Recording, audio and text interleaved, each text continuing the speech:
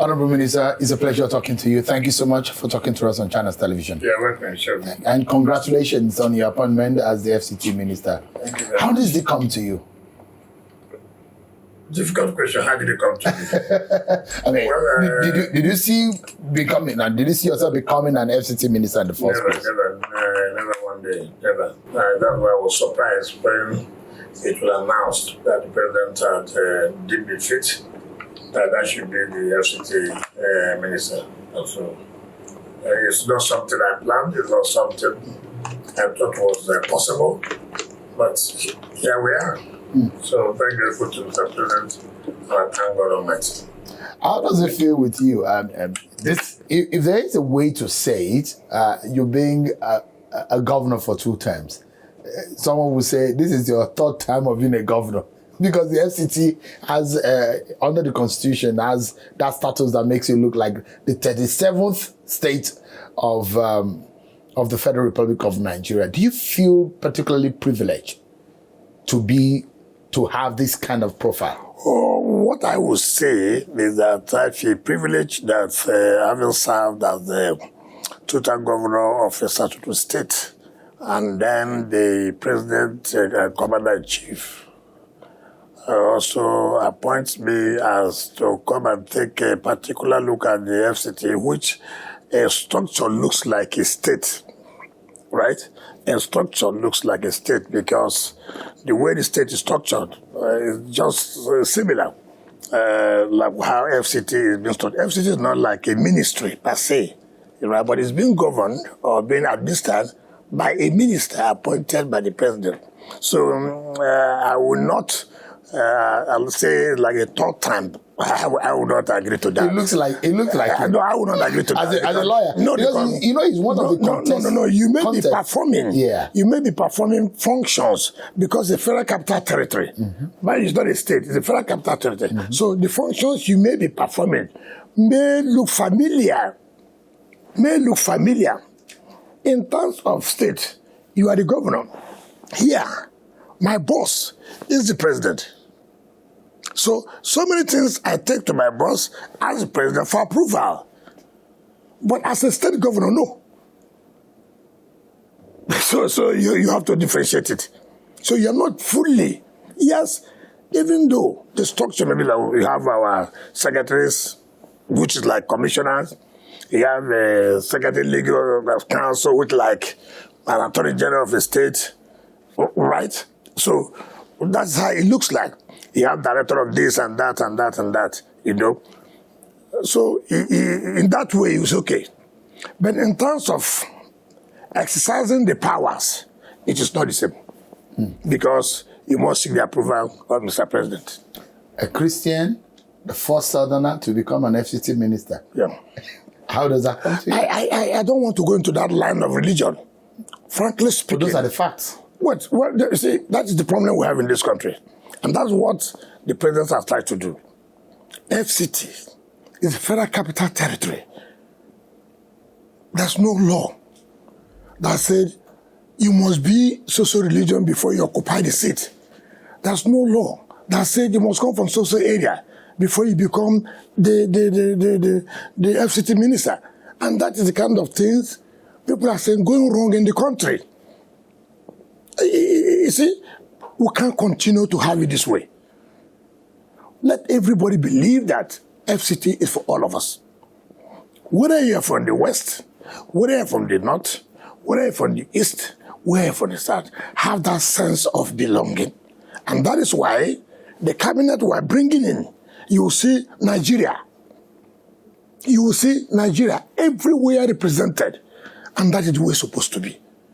And so that's why I said, I don't want to go into as a Christian. The work we are going to do here is not for Christians alone. It's not for Muslims alone. Honorable Minister, yes. There are those who are indigenous people of Abuja. Yes. How do they feel hearing or feeling that there is a Southerner that is leading their state, so-called? Yep. Do you connect with them? Have you been able to reach out to the indigenous people of Abuja? Yes. They are the real owners of Abuja in the region. Okay, now, what did I say here? I said, when the cabinet is inaugurated, you will see the indigenous people are represented in that cabinet, which has never happened before. That's what you will do. Of course. Of course. You carry them along. Of course, certainly. You see, even if we know it's a federal capital territory, we must also consider there are people who are settlers here, who were here before the government started locating them.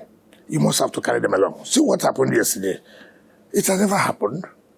How many days did it take us? The federal government had wanted to do this second runway, right? And FCT had to acquire land for Ministry of Aviation, right? Money was paid to the contractor CCECC, and this project is supposed to be a 1-year project. In fact, by this last June, that project would have been commissioned. But no way. The Minister of Aviation came to me, said they have this problem. Immediately, we moved in, sat with the communities. What is the problem?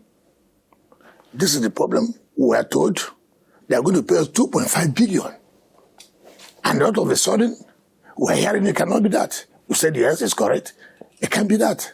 Whoever told you the government was going to pay 2.5 billion was not telling you the truth. First of all, Ministry of Aviation had no power.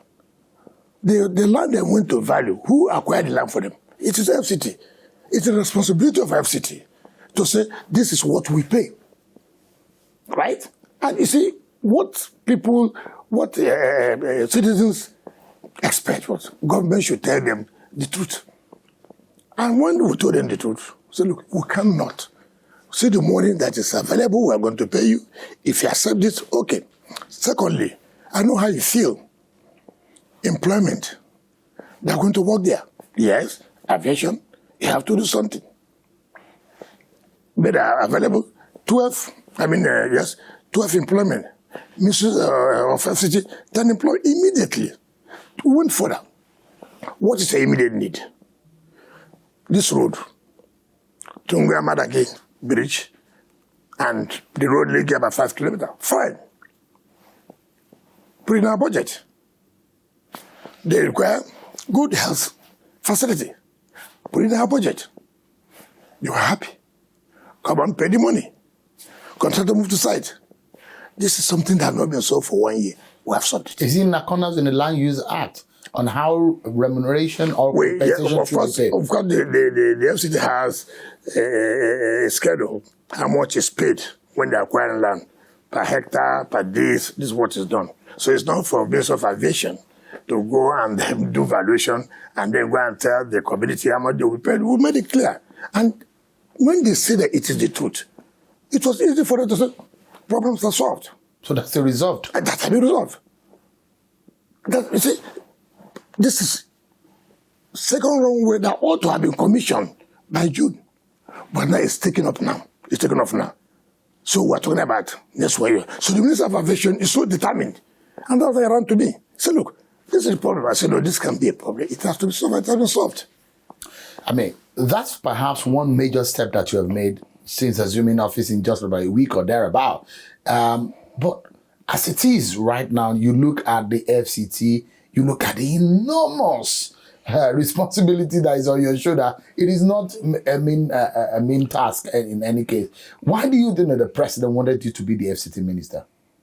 Well, I think he must have seen my track record as governor. And then, of course, you see, there are certain positions that require people who will be able to take decisions. One major problem with leadership is decision taking. That is one thing that is lacking. And he believed that he needed somebody that can say, look, I'm going to do this. And again, for me, that the president considered you, when I mean consider you, considering me, tells me that, look, while I was governor, in all my careers, in all my activities, people were watching. And so that may have convinced him to say, I needed somebody too who is going to take decision. It doesn't matter whose ox is God. It doesn't matter who is involved. And that is what also I've learned from him. He shook the country. He shook the country. Because nobody would have ever contemplated that the president would have, giving FCT to not even somebody who is an ex-governor who has performed, but someone who's not in his party. You see, that's what we call leadership. All he's looking for, who can make me succeed here? Not who is going to be dancing to me to see him every day. No. Who can make me succeed in this? What did he tell you that he wants you to do in FCT? First of all, the place is down. So many things have gone wrong in FCT. This is not the city our founding fathers contemplated. What is the problem here? You remember when I was inaugurated, or when we were inaugurated, I came down here with my Minister of State and we had a press conference by telling the public, look, it is not going to be business as usual, right? It's not going to be business as usual. So many things have been distorted in FCT, and we must get it right. And in getting it right, there's likelihood we're going to step on toes. You see, Nigeria is a difficult place, and Nigerians are difficult. How? Let me tell you one thing. You see, things are going wrong. They were the ones complaining that in the last 8 years, they can't feel the impact of FCT. They are the ones complaining there's no street light again. They are the ones complaining sanitation is bad. They are the ones complaining the master plan of FCT has been distorted. They are the ones complaining shanties everywhere. Right. Now somebody has come on board to say, listen, we're going to put this right. Right? We're going to do this, we're going to do this. We're not saying we're going to destroy what is right. We are saying that, look, anything that was not done rightly, that is bad, will not allow it to be. It doesn't matter who is involved. What happened? People went and sponsored people. Oh, he's not a Muslim, he's a Christian, he's not from the north, he's from the south. Oh, this is not like River State, where elites here. This. It doesn't bother me. Because first of all, what do you mean by elites? Today, in this country today, who are the major lawbreakers?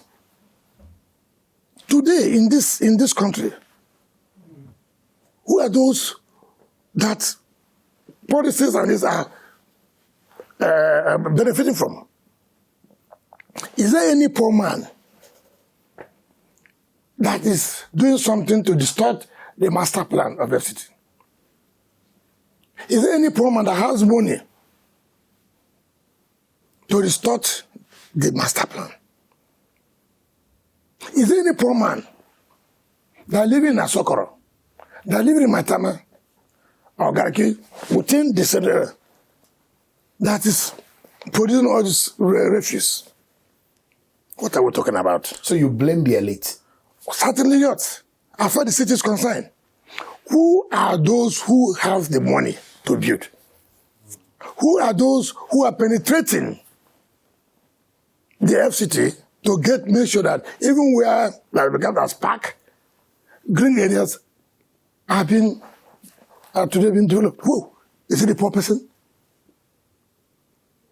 How bad is the state of things in the FCT? I can tell you today. I'm just 1 week in office. We're still looking into a lot of things. I can tell it's bad. How bad? Bad, very bad. Take, for example, you have projects littered everywhere, all abandoned. You have sanitation not getting the necessary attention. Garnishing orders from judgments of courts. How are these things done? As I speak to you now, there's a garnishing order against the FCT, $800 million US. Over what? How they had an arrangement with a private developer and gave so much land. And then again, how they came to say, look, we have cancelled it, this and that. And then people have to go to court. And the court gave judgment of 800 billion US dollars against the FCT. How did they survive it? How would they survive it on earth? How? So that's the relief that the party and that person is seeking. Of course. And the court granted it. Again, you ask yourself. Are you appealing that? Well, I've not gotten the full detail. The point I'm making is that these are the kind of problems we are faced.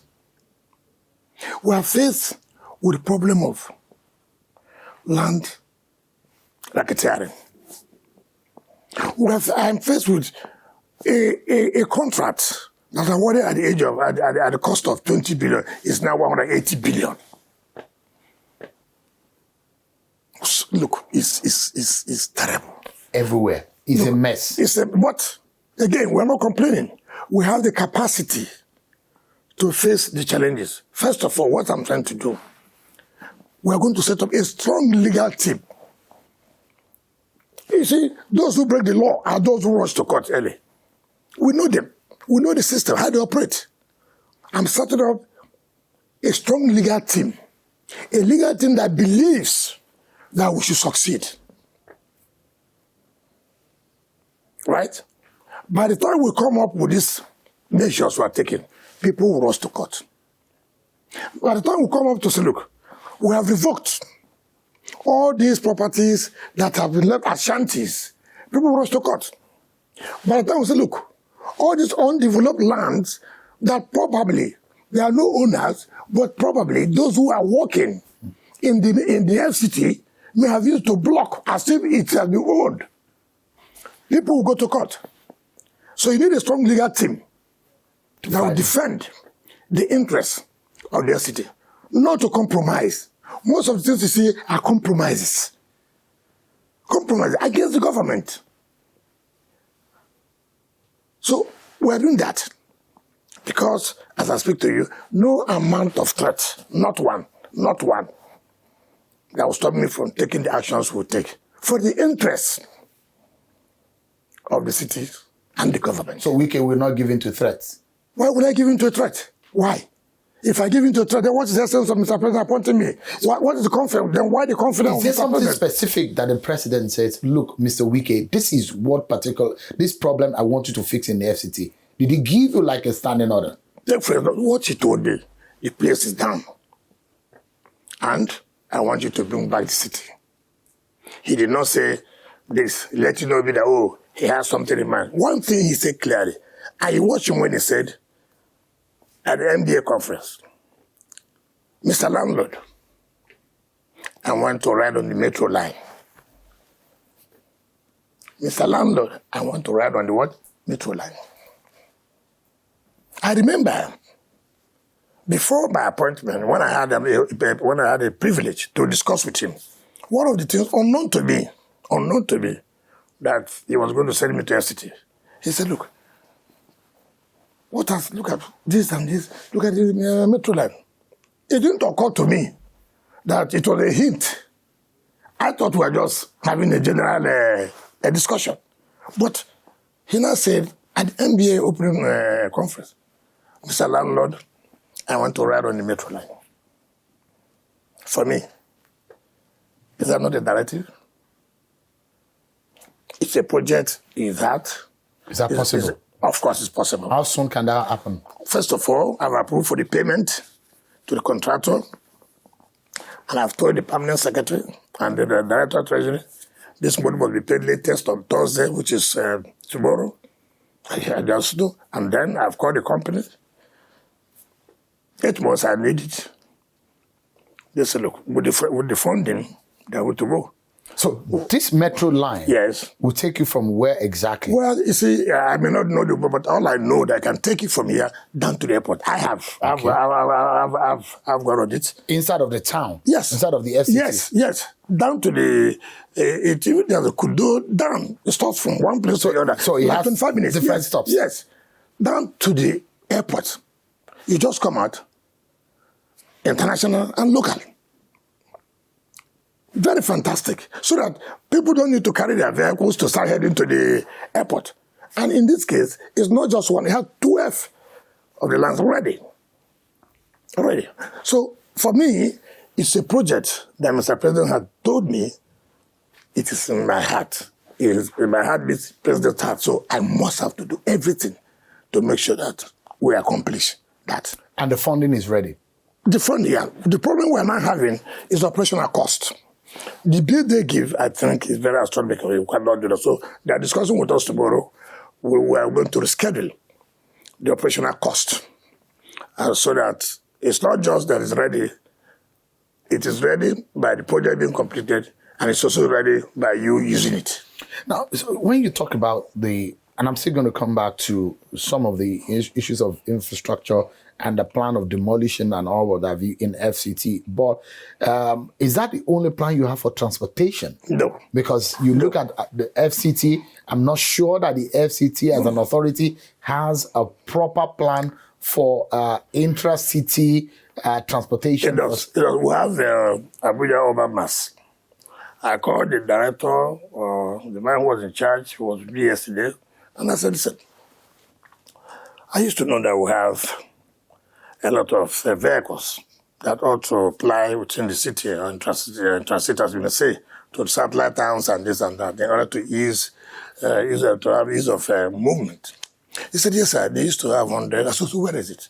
He said, well, they're all down, this and that. I said, look, I don't understand that English. What do you mean by down? What do you mean by that? Oh, no money was released for it to be put together. That's okay. Now you go back now. Go and bring me what it will cost, right? To bring the 200 vehicles back. I'm not here for this type of bureaucracy.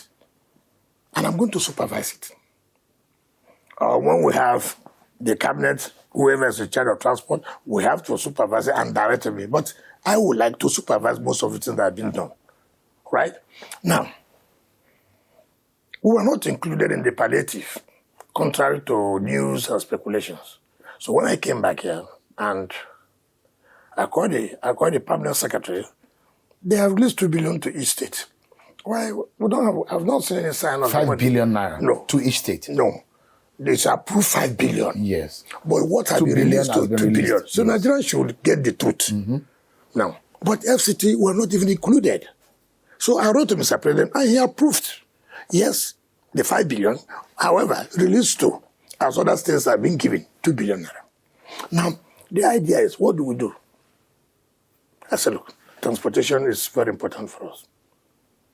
It's not as if food and this is very important, but you see, the key is that if I buy rice for you today, right, you eat the rice, right? What about a movement? If you don't have the movement, you can't move out to go and look for what you eat tomorrow. So I consider the issue of more vehicles to reduce the problem of transport. And we're talking about not allowing keke napep within these areas. So there must be vehicles to have ease of movement for people. So I cannot just say all of them go away, scrap it, then you're not providing an alternative. So 70% of that palliative will go in for transportation. Then there are ones who can now come into, okay, the poor people, what do we do to help them to reduce the cost of food, But 70% for me will go into transportation. So when you sort out the issue of the buses and transportation, how soon what is the timeline for the Metro Line project? No, it's 8 months. 8 months? Yeah. So by this time next year, it should be functional? Yeah, we believe so. Frankly speaking, we're going to work hard for it. Can you possibly think of a moratorium for those who are facing an imminent demolition of their properties, like you mentioned on your inauguration day? Because now it's created a lot of shock. Would you, for some reasons, for those who are, wrongly built somewhere and taking over property, but for equity's sake, that they've built in places, are you willing to give some moratorium, some weeks, some months, for them to take redress before you move in with your truck or your bulldozer? See, this is what we'll how will you talk about equity? How does equity come in here? That you went and did what is wrong.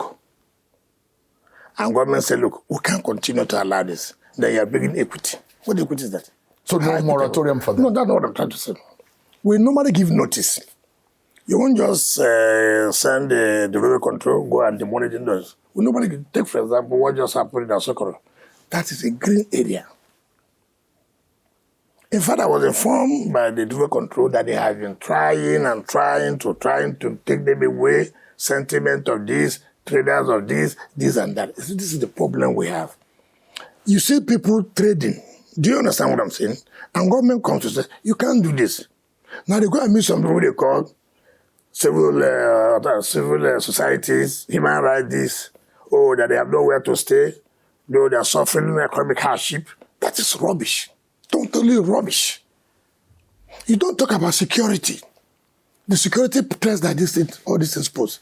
So what we have done, we gave them notice. And you know what has happened? They've left. Because they know, well, it will not be business as usual. Where they say, if normal government threat, nothing will happen. You know something will happen. And they have moved. We have moved. And we're now trying to plant green now, where people, from time to time can go, put chairs, to stay, relax. You can't, because of economic activity, you destroy the master plan. So they don't know.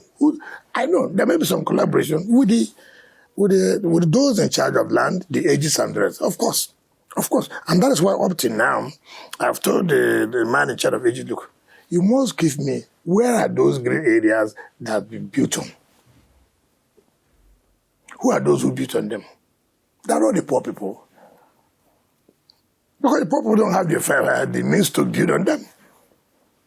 The best the poor people can do is to say temporarily, by using canopies and that's the best, but not building on it. So there's no going back. They must go down. No, there's no going back. Certainly there's no going back. You see, I'm not here to be called a good man. No, that's not what I'm here. No, I'm not here for that. I'm here to do the right thing. You're a Mr. Bulldozer. Not bulldozer. To doing the right thing. Let me tell you what happened in the state. When I was doing the flyovers to change the landscape of it, all kind of abuses. How can you think that you can finish this flyover? It's just white elephant project. You just want to collect money and leave. In 4 years, we did the 12 flyovers, not owing a dime. Who are those now that have changed? Oh, our city is so fine. We didn't do this. This is how it goes. Do the right thing. At the end of the day, they'll come back. We didn't know that this was what he had in mind. But initially, there will be a lot of resistance. Because, you see, our people don't like, change doesn't come easy. It doesn't come easy. Now, let me tell you, who are those? Take, for example, you are saying that sanitation is bad, right? Street lights are not on, right? Okay. You have to have funds, is not correct? Before you put all this in place, right? Now, all those who have properties within the city, for example, you don't pay a grand rent, right? How does government now get funds to carry out these activities? And then government comes up, look, we have to make sure we have the revenue. One of the means of revenue is by making sure people pay their taxes, by making sure those who are CFO pay their ground rent. With that money, we'll be able to provide other amenities, right? Now, because you're a big man who has influence, who can control the media, for example, you say, oh, no, we will not accept it. Or you think that Rivers is Abuja. What rubbish is that? I'm a Nigerian. I'm a Nigerian. Nobody can say he owns Abuja more than me. No. It's a federal capital territory where everybody can come and stay. So these are the things we are doing that will be difficult, where people will not accept. But they are the same people who are complaining of illegal building shanties here and there. What is your dream for Abuja? My dream? Now, if you ask what is my dream, you have to go back to those. What was the dream of the founding fathers of this Abuja? A city that can compete with any city in the world. Have you taken time to see the road network on their own boat in the night, if the lights are lit up, right? You see how beautiful Abuja is. You look at the green. That is a city that is in my mind. And that is what is being destroyed today, distorted.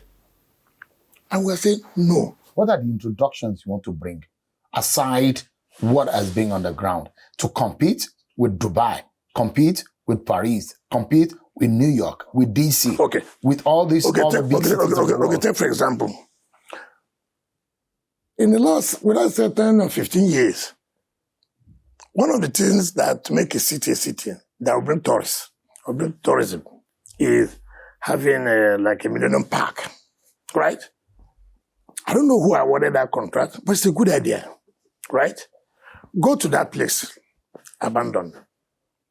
Now, beautiful idea, where you see parents or families who go on Saturdays and Sundays, relax. People all over the world who want to, we're behind a Millennium Park in Abuja, want to go there and see. How does it look like? Do you understand me? I went there and I cried. Good idea. If that is completed, it will change Abuja. It will compete like other cities, like Dubai and the rest of it. We have, where you have a restaurant that's about 140 meters high. And the restaurant is like a moving restaurant. You know, you inside the restaurant, but you won't know it's moving. Round. Beautiful idea, beautiful conception. But what happened? No funding. I got there, listen. I called the companies. This project was awarded at a cost of 50-something billion, right? I hear they've done, of course, there have been variation. It has now come to 115 billion. How much have you paid? They paid about 30 billion. So, we'll still be talking about 70-something billion. But it's a wonderful project. It's a project I would like, Mr. President, as a legacy project, that it comes to fruition in his tenure. So I said them, about one of those projects. Can't we achieve this? Yes, can be achievable. How do you achieve it? Funding. Right? No funding in national budget. As I speak to you, the budget for this year, for national budget, 15 billion naira, 15 for 1 year budget for the FCT. How much have you released? 1 billion. Right? You have such a project.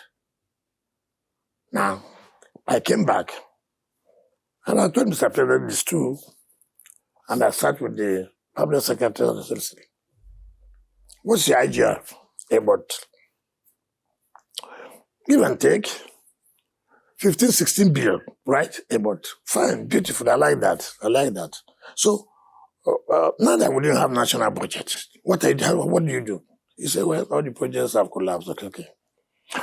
So I don't know projects that are tied to the IGR. No. So what do you do with the IGR? IGR is being spent daily. I said, no, I will not do that again. I'm going to tie projects to our IGR. No more spending. Every morning from the IGR goes into our account, which is Civil Treasury Central Bank, right? That IGR will not be spent. Assuming today is the end of the month, right? So this August, when the entire money collected in August expires today, for example, at the end of the month. So I will now know that, okay, what I'm getting every month, averagely, take for example, I'm getting 15 billion, for example. Okay. Now, what am I going to do with that? I've identified projects like I said, this Millennium Park. Contractors, can we do this deal? Can we tie monthly in order for you to finish this project? I'm going to be paying you 3 billion naira every month, right? For this Millennium Park, right?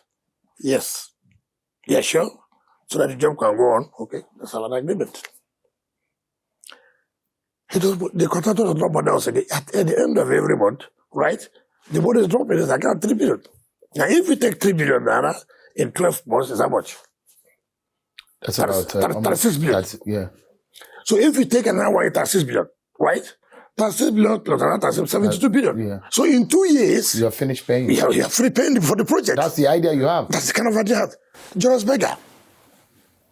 Yes. How many projects do you have? I have this project, I have this project, I have this project. All how much? If I take 30 billion, for example, okay. How many years will you take it to finish all these projects you have mentioned? Okay. Let me take out of the 10 projects you have. I don't want to take all. Let me have 5 of the projects. How much is it? 20 billion. Fine. Can you finish these projects in 2 years? Yes, if we have the funding. Okay. Okay. Let's see. Can we attach this to our idea, 700 million every month, for example? You'll be having about 8% every year. In 2 years, about 60% something. Or you're almost done with such projects. So the problem is that I don't understand how you can award series of projects, and you have seen that there's no national funding from the national. I mean, there's no funding from national budget, and yet you go and award projects upon projects upon projects upon projects. How? It doesn't work. So I'm going to take those projects that have significant impact on the city, that will make the city to be a city like any part of the world. I'm going to apportion funds from making sure the street lights are working. I'm going to apportion funds to making sure that the city is clean. I'm not here to satisfy everybody. Oh, go to social community. I agree that you also have to look at the satellite towns. But again, what determines when anybody comes here is when you have entered the city, they now tell you, have you been to Abidjan? It is a city you should go to. They also have that conviction that the satellite towns may also be so, right? But when they come into Abuja, it's bad. Of course, what would they think about the satellite town in the city? So what plan do you have for the satellite town? I'm coming. That's what I'm trying to say. Now, they have told me so much our contracts are now awarding satellites. I say, how? To do roads here and this and that, provide services, next about 120 billion for one city, for one district. I say, how? I said, okay, I want to go and visit. I want to go and see those cities. Right? Now, why didn't you enter through PPA? I mean, private-public, you have the land. Call those who are developers. Listen, can we partner with you? Government want to partner with you to provide the services, allocate the lands. People come and buy. You take 80% or 85% of the profit, we take 15%. Where will government get money to do all this? It is not possible. It is not possible. That is the truth of the matter. But the mistakes have been done. So we are going to select the ones who think we can fund now and to finish them. Not just to carry everywhere at the same time without finishing anyone. It doesn't make sense. And I'd like to take you, I mean, you're talking about projects, infrastructure, but the human capital development aspect of the lives of the people in the FCT and the indigenous people of the FCT is very critical. There are those interior communities of the FCT that are highly impoverished. Do you have any plan on health facility, on education, on eradicating poverty in those areas? What are your plans? You heard what I told you here, that we don't have a cabinet down. We know that we believe by the grace of God, we are going to set up the cabinet by latest this week. We have the Secretary of Health. You have Secretary that's in charge of education. You have somebody that's in charge of poverty eradication and human empowerment and the rest of it. You were here when I spoke to you. I spoke to you shortly about Jiwa when we went as regarding to the land acquisition for the second runway. And we talked about employment. We talked about providing them better health facilities. We talked about constructing road network for them, right? We have a policy that education is key, particularly in the north. Luckily, when I was the Minister of State Education, if you remember, and I had to handle about basic education. Did you understand me? Basic education. And part of the problem has to do with out of school of children who have come back not also attending schools. So in that case, enrollment and providing access to education is key. And what we do is not just providing access. Access without quality makes no sense, right? So what we do is to make sure that we, as the state government, in paying our counterpart funding in order to fund basic education, we do that regularly and make sure that the schools are in better shape, right? You employ qualified teachers, right? But with the right supervision. They have also said the right supervision.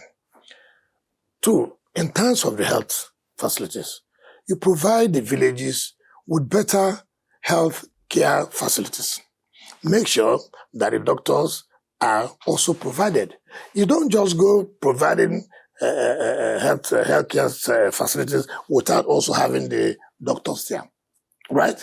So for us, it is something that's very, very important that we are not just only going to talk about projects in the city. We are also talking about human capital in the rural areas. Not also that. You see, outside Abuja, you have a lot of farms, rural farming. Do you understand me? But most of these people don't have access roads to the farm.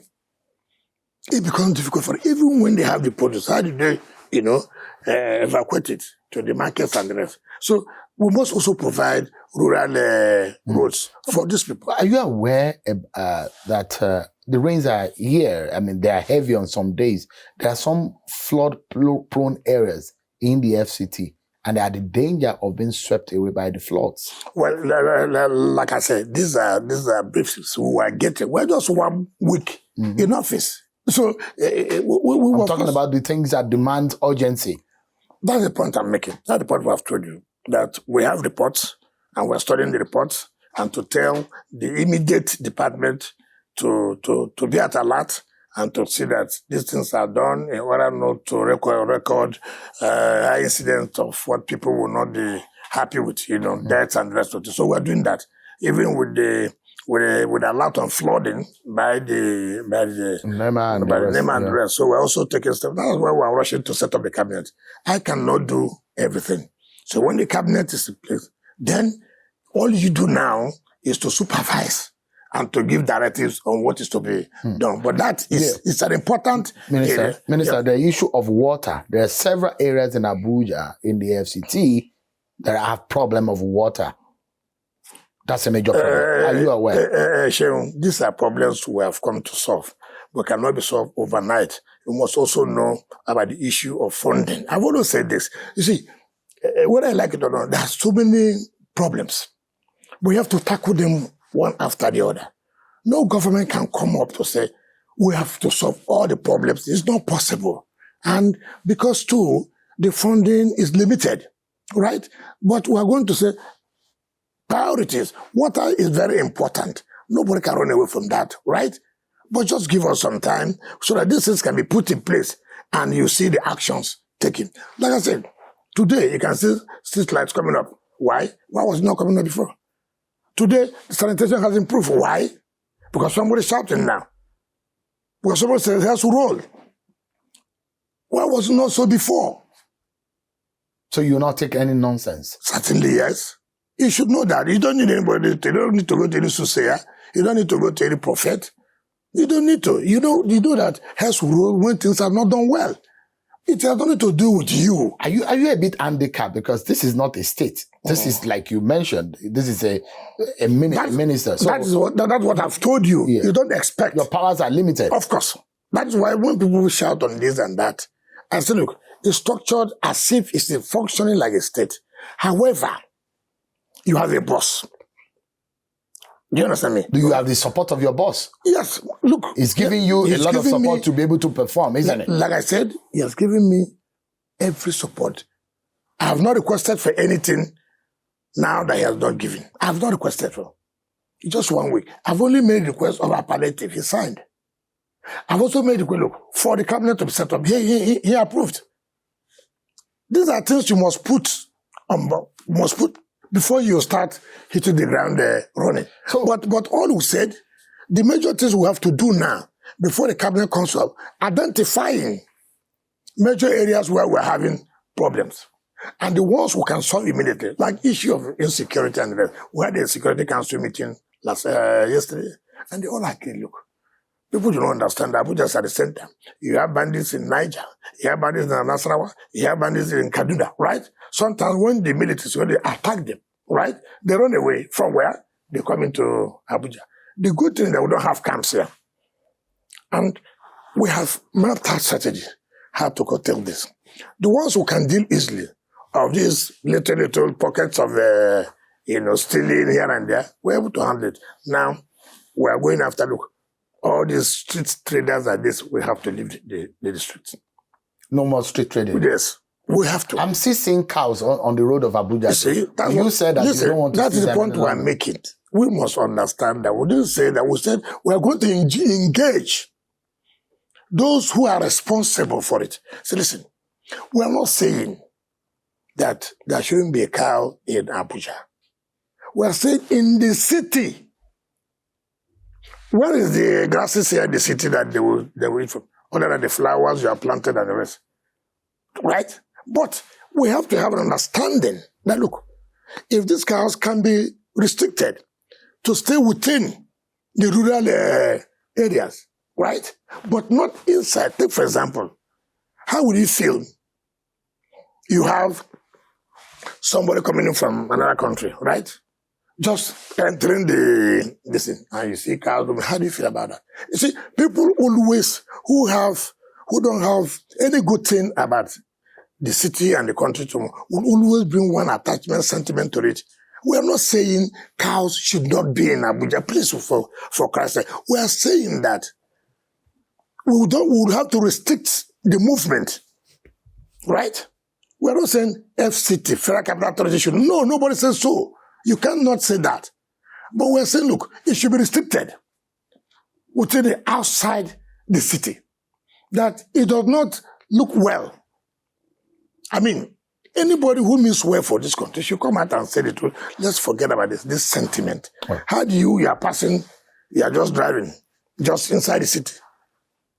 And you see, I mean, it doesn't look well. Governor Wike, you are a PDP member in an APC government. Yes. Is that right? Listen, you see, this is also one thing I found out in Nigeria. Governance is not about party. Party is a vehicle that conveys you. Right? I'm a PDP member. Up to now? Oh, yes, unrepentable. But and you will not leave PDP? Look, what I don't like in Nigerians, what have that got to do with governance? Remember, Obasanjo and Atiku, president and vice president of this country, 1999, they took late Bola Ige, who was an aide member, not just to become Minister of Power, but Attorney General, number one minister of the country. You remember that? Mm-hmm. Yes. Because Obasanjo and Atiku believed that he can contribute in this area. Did you understand that? I never hid my intention. As a PDP member, I came out that I'm going to support equity, fairness, and justice. Did I not say so? Did I not say so? Did we not say, look, you cannot, as a party, if you mean well for this country, to continue with the line you are going, it means that we don't have a place in the party. Therefore, the clamor for the presidency at this point in time should go to the South. So what is new now about anybody talking about I'm serving in APC government? I was in PDP. I supported Bola Ahmed Tinubu. Yes. Did I hide it? Do you feel at home in the APC? Not the APC. No, you are in the government of the APC. No. Do you feel at home right here? I feel at home working with Bola Ahmed Tinubu. I feel at home. He has given me that courage. I've discussed with him. He's a man who means well for the country. So he's looking for people who will support him and get Nigeria, achieve the renewed hope he has given to Nigeria.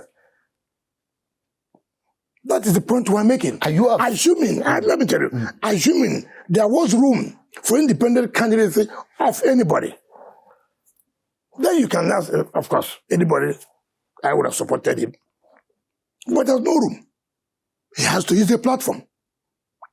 I'm not here to work for a party. I'm here to support the president who has confidence in me to help him to deliver the renewed hope. And I owe nobody any apologies at all. I was in PDP. I worked for Ahmed Tinubu to be president of Nigeria. In fact,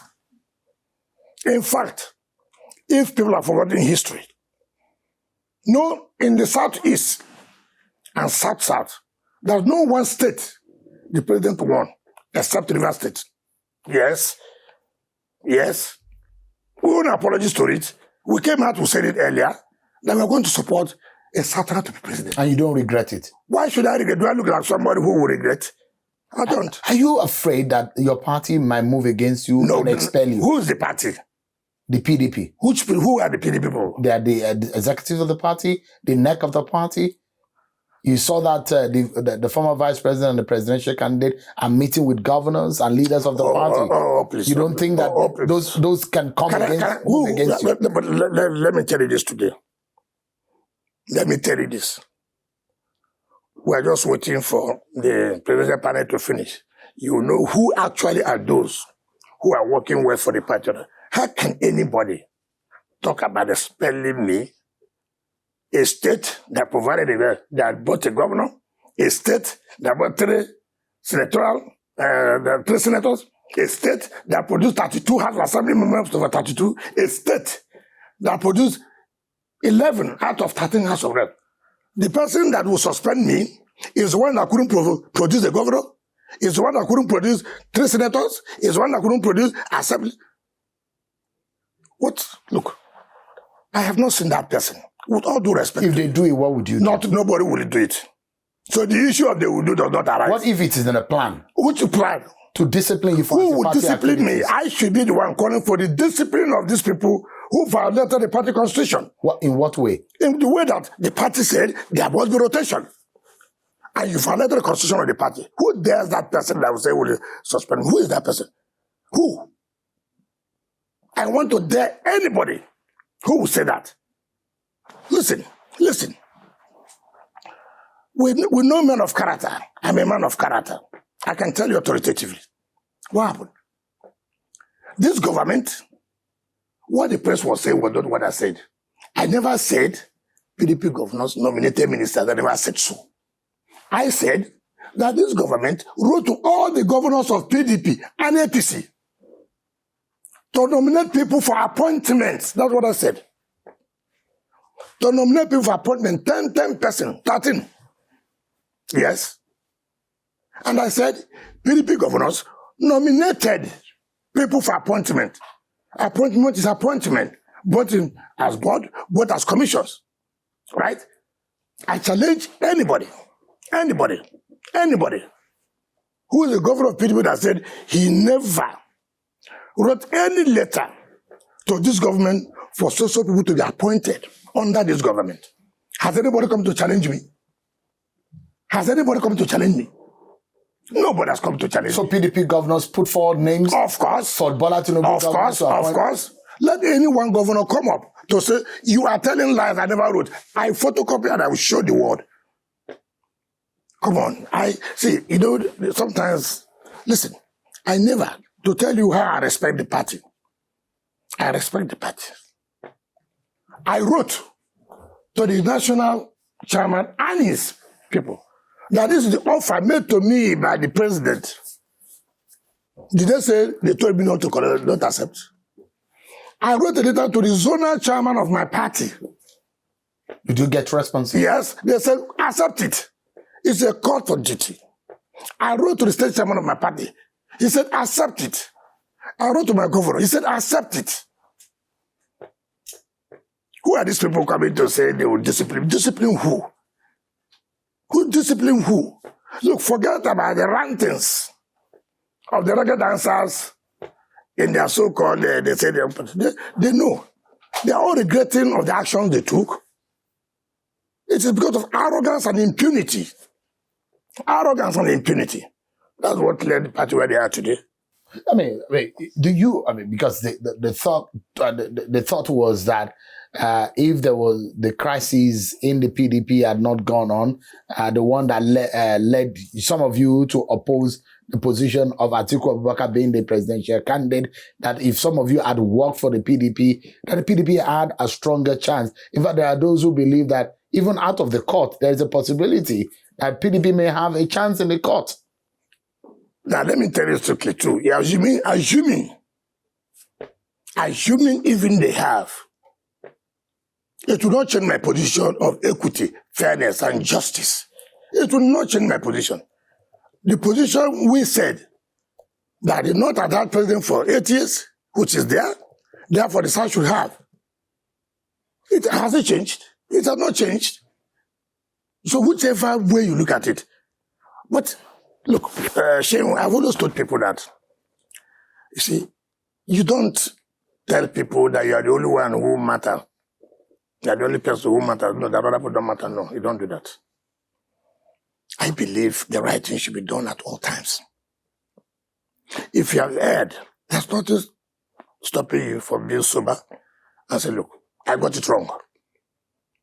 I got it wrong. I thought I was right. Have you gotten it wrong? Did you get it wrong? No, I said those. I'm asking you in any way on all of these steps that you have taken. Did you do anything wrong? Nothing. That's why our conscience is very clear. That's why we can walk with our shoulders high. So I left my state very elated, very happy, like a hero. Working against your party. Working in favor of justice. Working in favor of equity and fairness. My party won governorship. My party won National Assembly. My party won State Assembly. The issue was a national election, which we are craving for equity, fairness, justice. That's what we're talking about. In fact, the party should come to River State and say, look, you have made us proud by making sure our party took these seats. The one you lost was the one we have been protesting. Do the right thing. You say you will never do the right thing. Agree on something you will do, you change. So they should say, listen, gentlemen, I think we got it wrong. We are sorry for what you did. What if things change in the courtroom against the status quo as it is right now? What would you do? What kind of changing? I mean, the courts are going to be making decisions. Why don't you believe that the things will be the way they are? Why don't you also have that belief? It could go either way. Fine, if you say so, but because your position is that look for me, it will not matter. That I stood firm that this is what is right to be done in the country. If the court said otherwise, it's a different thing. And that is not my prayer.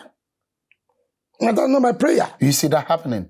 It can be. No, it's a possibility. I have never failed. No, the God. No, I don't see that possibility. Because the God has. You're a lawyer. The God. Listen, we have lawyers doing their work. I don't want to do their work. Right? I believe, and I strongly believe, that the God I serve is not a sleeping God. I believe the God that has kept me today, that made me to go through all these processes. Will not just come and abandon us like that, though. You think your God supports Tinubu from now? Supports the action we have taken, or the action we took to support Bola Tinubu? Yes. Yes. But I mean, you said you are a PDP member. Yes. But there are reports about your name on the APC Governorship Campaign Council in Bayelsa. That is how to tell you how important I am. So you will be working against your party in Bayelsa? No, that is not correct. You see that the chairman of the party had refuted it. See, you must know politics. There are some underground hands movement people. You see, that today I'm the FCT minister is not what you can think. There are some APC people too that are not happy with it. Yes. Some people can play some funding for it and put his name there. Let this party say he's a member. See, at my level, do I look at somebody who will do something and hide about it? Tell me, in this country today, do I need to play a game? You can't enroll me to anything. Whatever I would do. If I want to enter APC today, come on now, talk to my people. What I would do here, what is this? Yes. You see, I know it makes news, social media, this and that. People say I should go and react to what does not exist. You have not been formally told? Not formally. Why will you put my name? I'm not a member. I'm still a member of PDP. Even those PDP that put my name in Bayelsa, did they tell me? Look, I'm not a kid. You don't railroad me anyhow. If I want to play a role in anything, I will play a role. You were not consulted? And no, don't. You cannot consult me. I'm not a member of APC. How do you consult me? Did PDP consult you? Well, because you're a member of the party, they may not. Because it's believed. But you see, I don't work where your services will not be required. I'm not a man running around to where work. No, I don't do that. No. So how does this play out? If the PDP wants you to work with them for the governorship election, there are so many things PDP must correct before you accept. Yes, certainly yes. What would you tell PDP today? They know with what is happening. They know they have to apologize. They know. To you? Yes, and I was talking about my colleagues. Yeah, I see the presidential candidate, his boy is ranting on television every day. I said, he sent them to abuse me, I don't care. You see, one thing this thing has shown, remember, when this problem were, you saw what Nduka Ogbebuna, when his mother died. If you remember that video, when he was dancing with the former governor of Sokoto, my friend Tambuwal. You saw the video. You saw the analysis of our eyes. They were every morning centered on me. I said, this election will prove one thing. And I'm happy, comfortable. It should. Of all of them, who delivered 3 senators in their state? Who delivered 100% of the assembly? Who delivered 98% of the House of Reps? Ask them. Today, I said, they had their media arrest every morning, was centered on me. I kept quiet. I told our people, don't worry yourself. The end will justify who is important, who has electoral value. Not media value. I'm talking about electoral value. Not that you have a media house to insult somebody. Now look at it. I am proud. Finished well as governor. Did very well. My people gave me a heroic welcome. Yes. I delivered our candidates, yes. I delivered the candidate that I said would stand for justice, equity, and fairness against them, yes. So who's happy? Very happy, man. Very happy, man. Is the Ganduje-led APC wanting you to come to the APC? I have not discussed anything of that. Nobody has also approached me. But they are thinking that you will come to the APC. I don't know where they are thinking. I heard that they don't want you to come to the APC. You are the one telling me. Yeah. All I know that I want to support Asuwaju to finish well. But being a member of the APC, don't you think that it will help your support for him? What support? You say you want to support Asiwaju? I've told you that is, see. So being a member of the APC, since you are not... It does not, was I in APC when the PDP, when the APC won the River State? Was I a member of APC when... If the president sits... Does it not tell you that if in the whole of the Southeast and the South-South, the only state that the president won, Rivers, does it not tell you something? It tells you those who are in charge. There are those who say that it's not your doing. No, please, we are talking about the fresh animal, the mention crab. Let us be sincere, let us be serious in what we are talking about. Look. So, look. Asiwaju never had one poster in Rivers. The president, yes. Ask any APC man that said he put up Asiwaju poster one day. Ask. So, I don't like to talk about some of these things.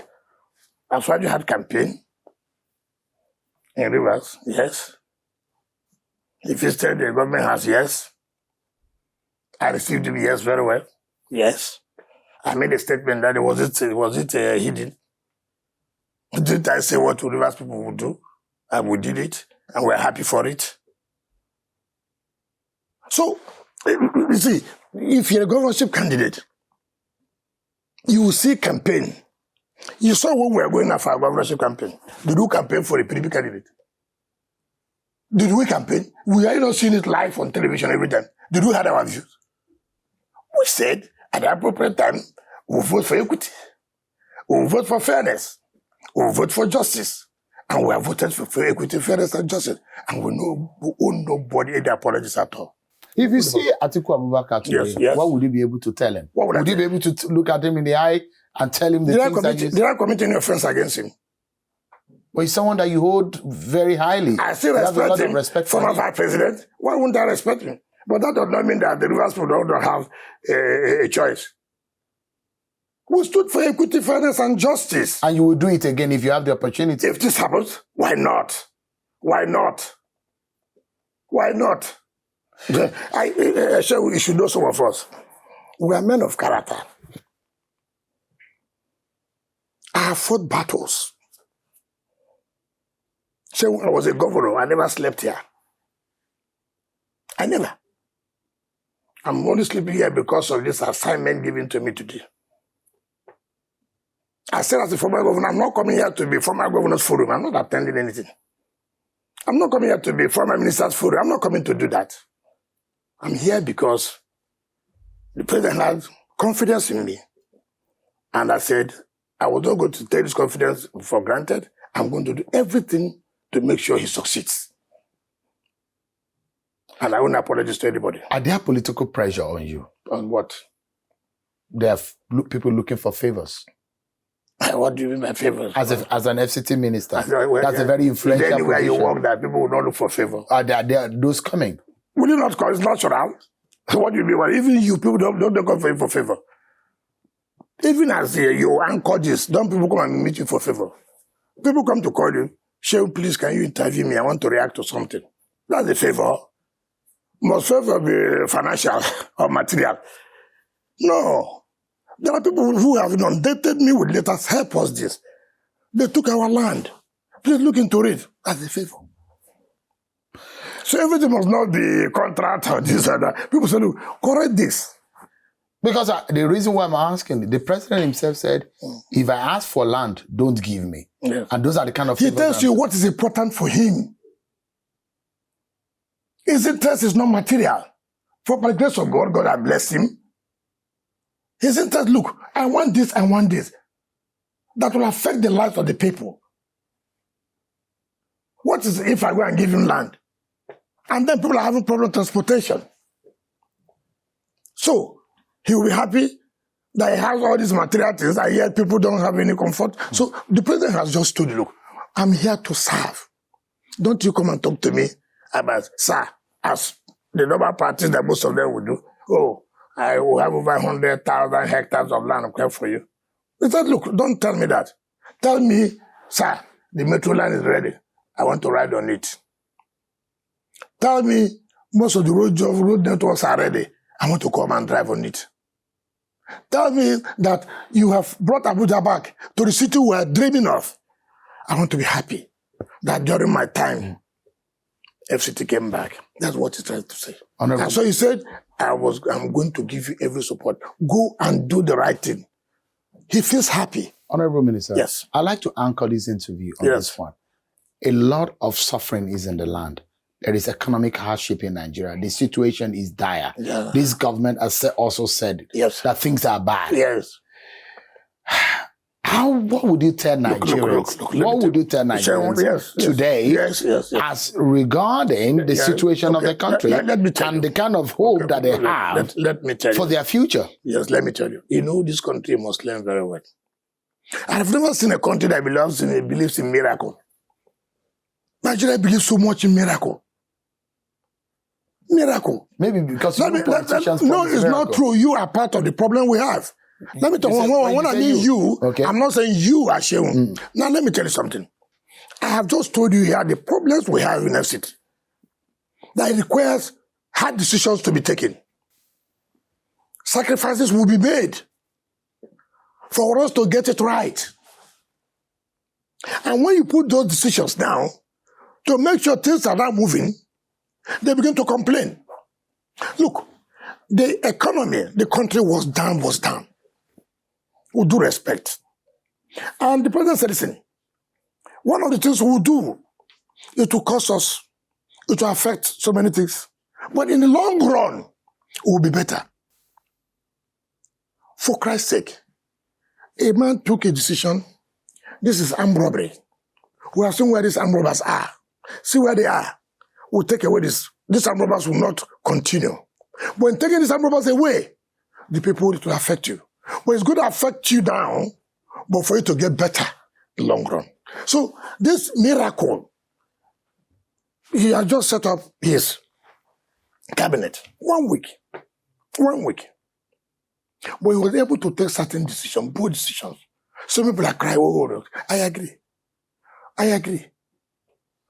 The way the country was, these are the sacrifices we must make. How would anybody ever say that in 3 months, everything happened? How do you do that? What kind of miracle you are talking about? The only miracle this community is God can do this, not human being. But you require patience, perseverance. Look at merely that I want to correct things. Yeah, you know, seeing what people are doing. Some have gone. They have brought Islamic scholars, Christian scholars. Have you not been seen how they are telling them, write this and that? That is, people don't like things to work well. And that's what you're seeing. All these people writing this to the economy, we agree. Was it good before?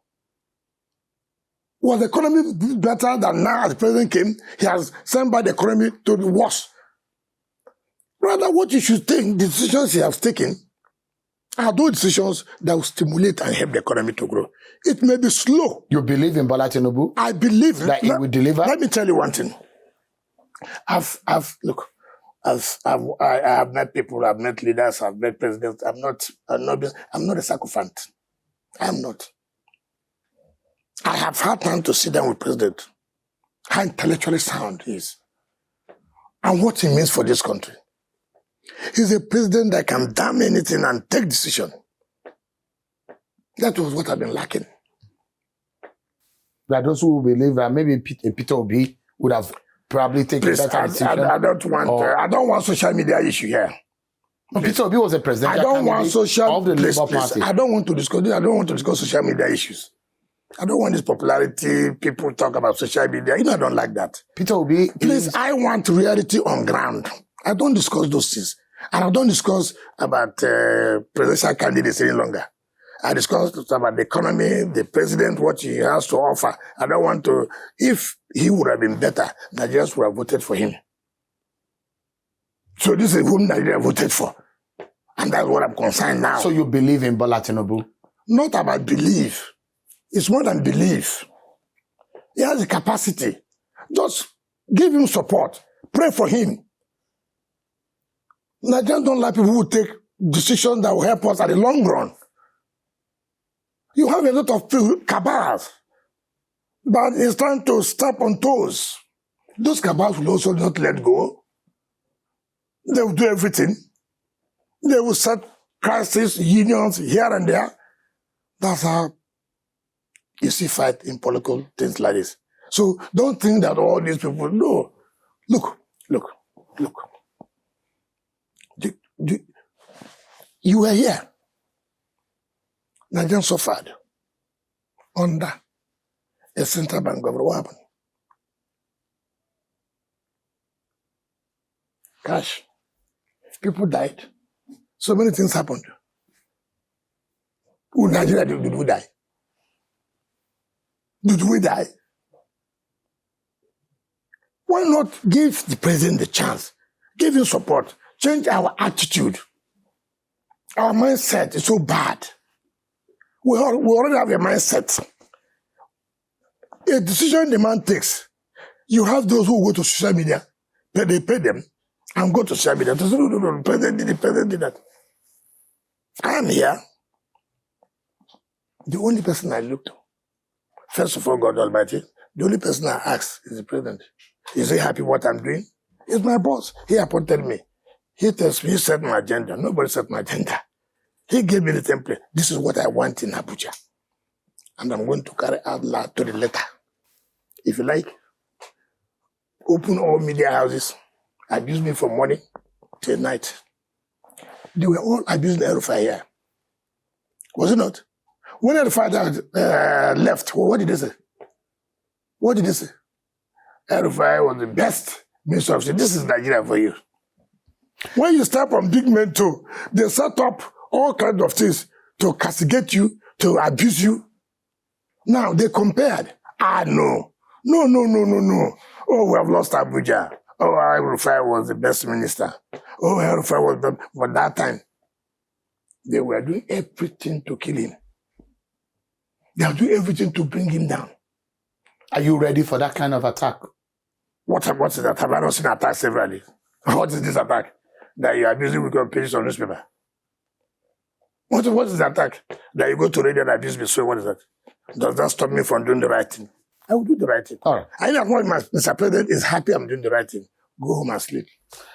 Governor Nyesom Wike, Honorable Minister for the FCT, thank you so much indeed for your time tonight. Thank you, for the opportunity to explain, and I appreciate it. Thank you so much. Thank you very much. Thank you so much. Thank you.